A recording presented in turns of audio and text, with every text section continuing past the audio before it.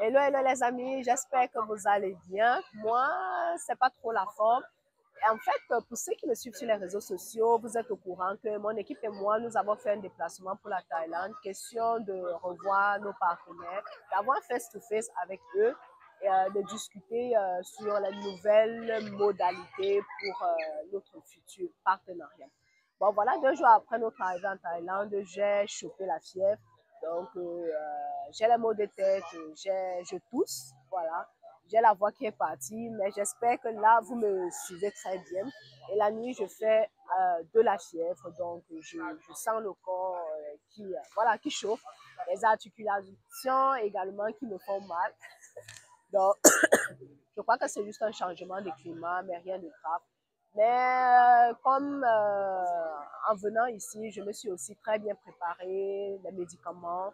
Donc voilà, je me suis fait conseiller par mon médecin depuis l'Allemagne.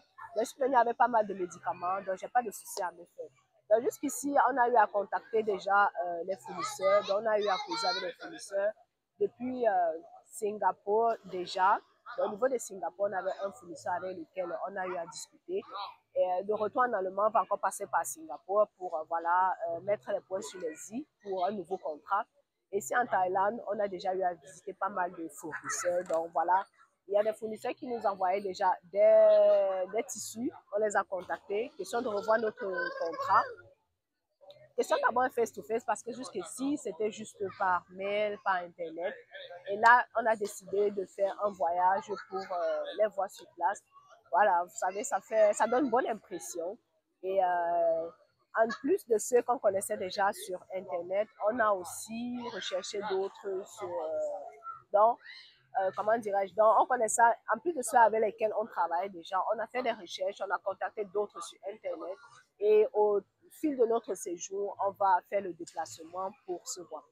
Déjà, la première impression ici en Thaïlande, les gens, ils sont super gentils. J'ai l'impression que je suis en Afrique. Parce que vous savez,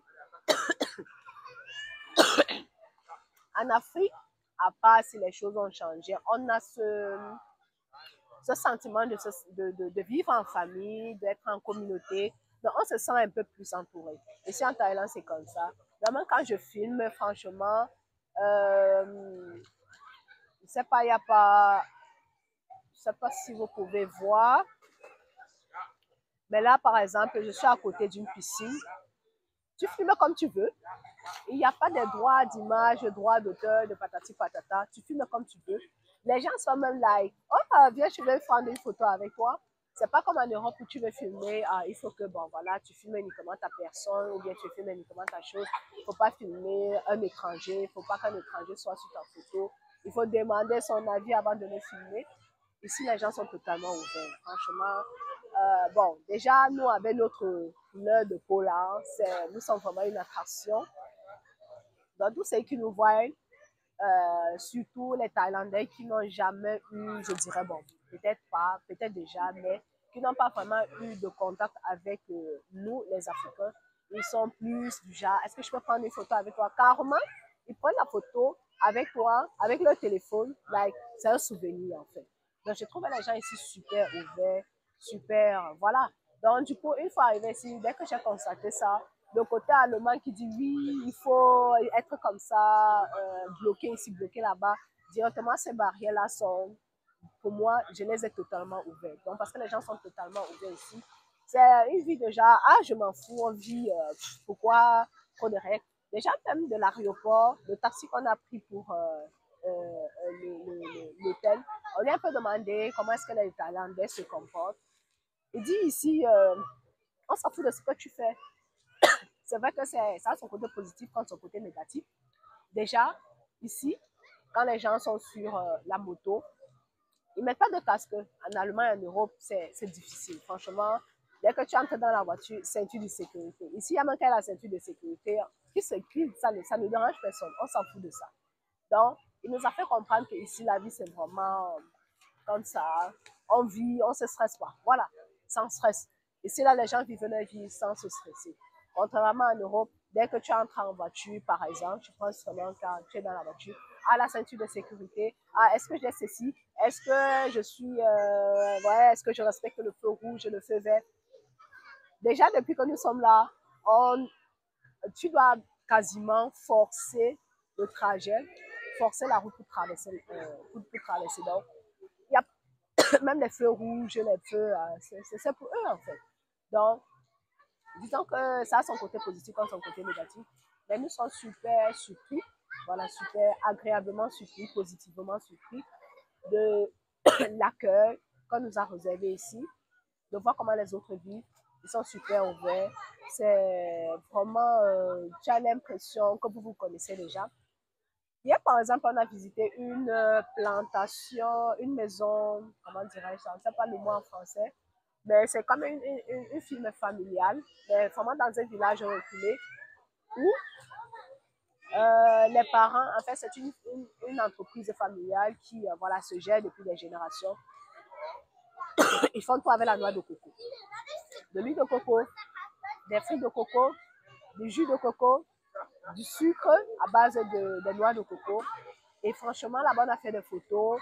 La maîtresse, voilà, la maman de la maison, on avait l'impression qu'on se connaissait déjà. Pourtant, nous n'étions que des touristes. On venait juste les visiter. Ça faisait super plaisir.